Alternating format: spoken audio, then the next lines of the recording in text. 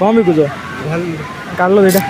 आज्ञा मो सातु झालमुड़ी खाई एमती अवस्था हम टोटाली भाव नी हेलो आई नमस्कार रात अनिद्रा होगी हापी न्यू इयर 2026 लिखला बेलू मैं जो 26 लिखुली जो प्रकार बाधुली आगे क्या कहबे वर्ष कुआड़े वेस्ट 2025 पूरा कि हाँ सकाल सकाल आम दुईज सांग होकर बाहर गंजाम जिलार सोराड़े थी माँ खुंटेश्वरी दर्शन निमंते माँ दर्शन सारे आउे पहाड़ उपरू सिद्धेश्वर मंदिर जोटि प्रभु हर और माँ दुर्गा पूजा हुए आई सामने 108 शिवलिंग माने प्रत्येक शिवलिंगर नाम लिखाई जोटा को पढ़ी पढ़ी आप 108 शिवलिंगर नाम जप करेंगे जोटा बहुत बढ़िया भल लगे तापर प्रभु हनुमान को दर्शन करके आम बाहर बिजु बिना उपलक्षे